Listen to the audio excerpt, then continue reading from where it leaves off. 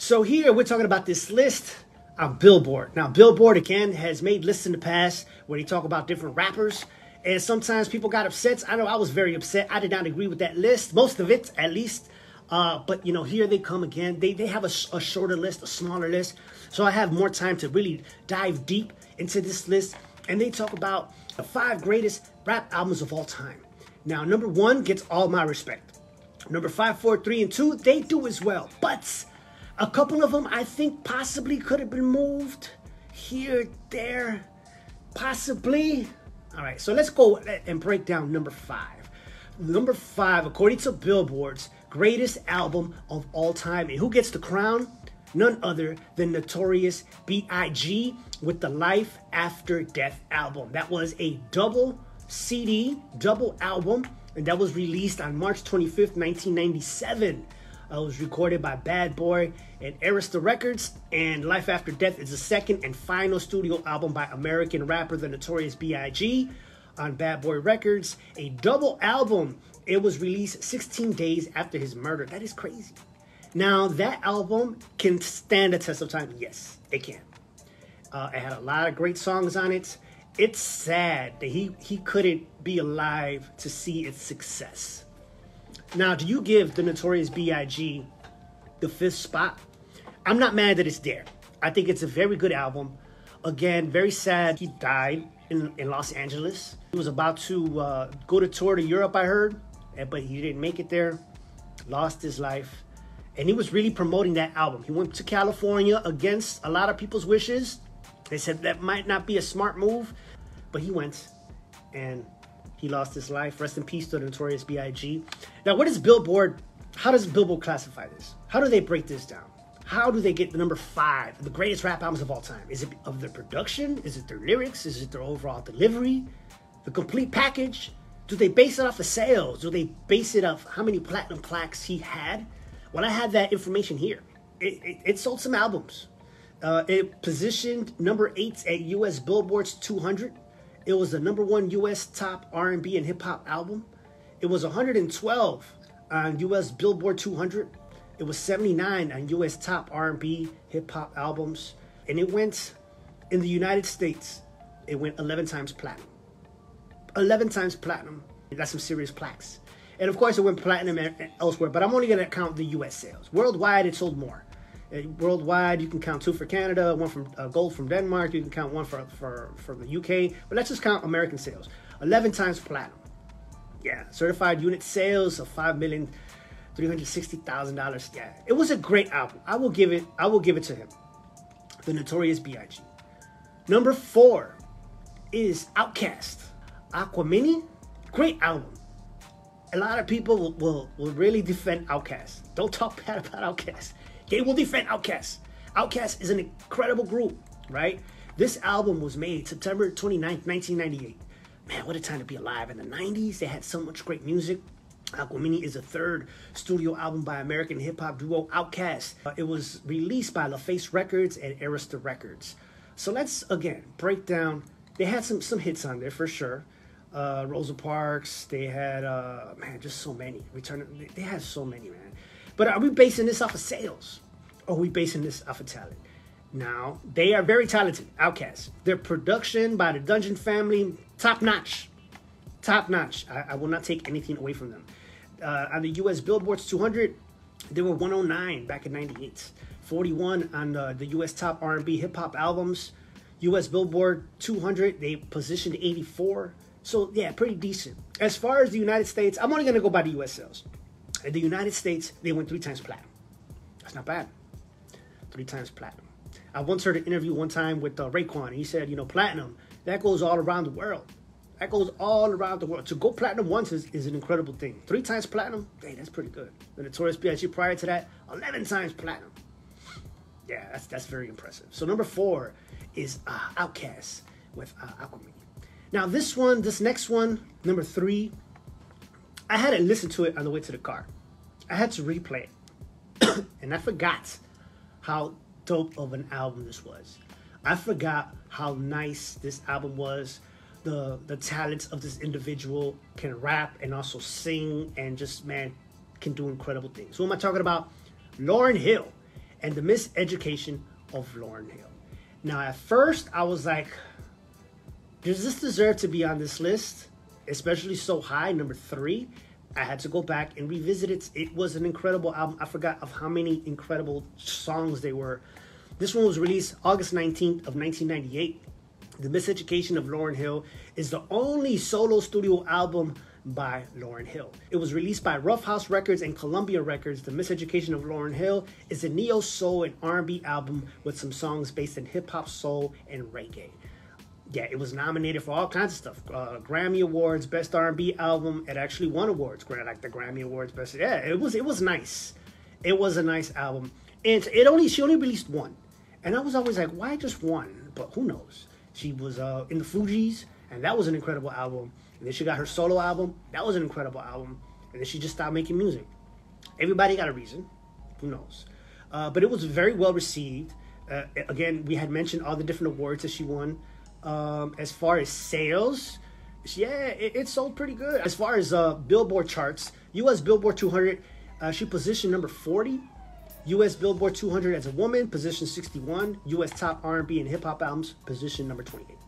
Again, I'm only counting U.S. sales, only counting that, but it did sell worldwide. It sold very good. And in the United States, it sold diamond. Now, if you guys don't know what diamond means, it means 10 million. Yeah.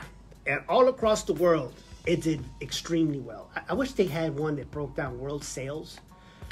I guess there kind of is. This one says worldwide, it sold over $20 million. I think that's an understatement. I'm sure it sold way more than that. But yeah, diamond. Okay, I'll give it to you. I'm going to keep my mouth quiet because I didn't think it sold that much. It was a great album. Do I think it should be number 3? Well, let's break down number 2 and let's break down number 1, and then we'll have a quick discussion before the show wraps up. Number 2 definitely influenced me as I was growing up. Yes, I was alive for this album. Yes, I did play this album. I had the cassette, then I bought the CD, and now it's on my iTunes or Apple Music, whatever you want to call it. Dr. Dre and the Chronic. Iconic album. Number 2 changed hip-hop at that time. It changed it. Now, this was released back in 1992, December 15th. It was released under Death Row Records and Interscope Records. The Chronic is the debut album of Dr. Dre. Dr. Dre album. He had just left NWA. He was going through his beef with Eazy-E. He was going through some beef, some legal troubles where Ruthless Records wasn't trying to let him go. You guys know that story about Suge Knight. Got him out of his contract, and they were able to launch Death Row Records. Now, in this Death Row Records, the Chronic album, it just wasn't Dr. Dre. He did the production, and he introduced Snoop Dogg, the Dog Pound, Lady of Rage, I believe, was on there. RBX was on there. And just an incredible, talented individuals, and made them shine. They all became like superstars after that. Now, I do know that album did it really well as far as sales. Yeah, it changed a lot of things. But let's break it down. I remember that the album came out around the time it was the LA riots and all that.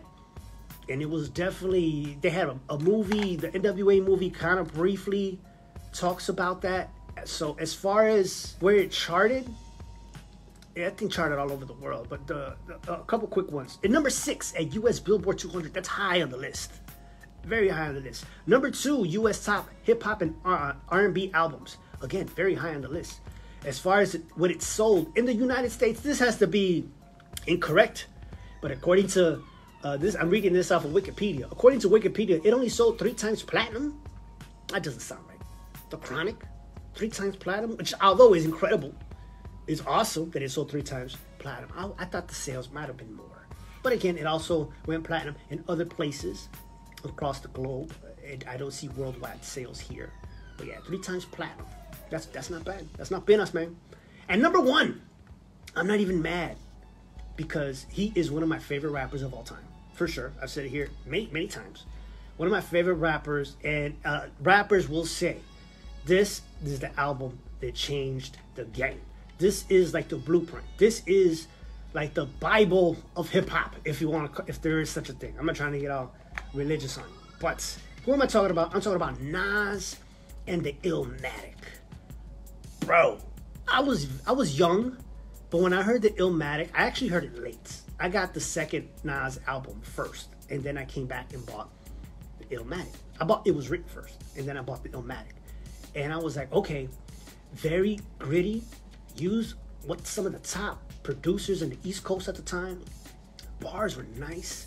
Overall put together package. Now, it did well as far as fans loved it, but it didn't do that great as far as sales right away. I think later on, it caught on a little bit more. But anyways, the Illmatic was the debut album of Nas. It was released on April 19th, 1994 by Columbia Records. After signing with the label, with the help of MC Search, Nas recorded the album 92 and 93 at Chung King Studios, D&D Recording, Battery Studios, and Unique Recording Studios in NYC. That is a very long time ago, 1994. I know people here, here at Windy City Underground probably weren't even born at that time, right? That's just craziness. So let's break it down. I did mention it is considered one of the greatest albums by rappers. That's your favorite rapper's album. Favorite album. But as far as sales, again, I did say it didn't do great when it first was released in comparison to other rap groups, rap stars. They were going going more platinum, selling more albums during that time, I should say. I'll just leave it at that. So how did it do? As far as U.S. top R&B and hip-hop albums on Billboard, it was number 42, which is pretty good, yeah? 2 times platinum in the United States. Now, is this correct?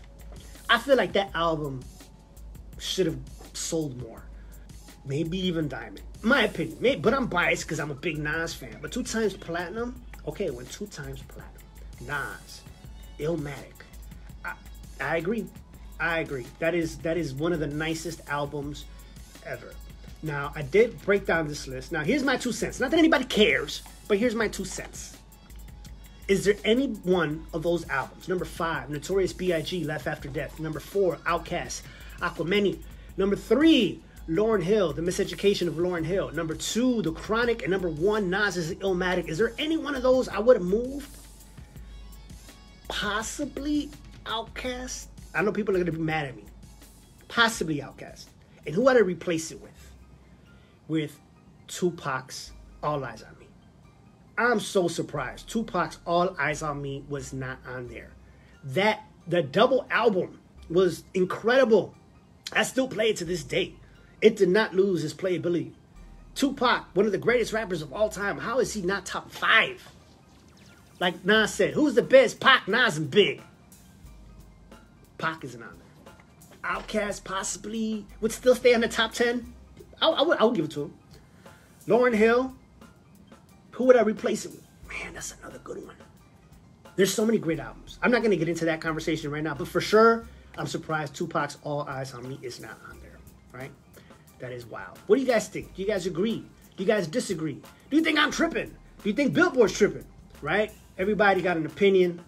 And yeah, I'm going to be posting this on my social media. If you guys don't already follow me, Alex the One, LXDAONE.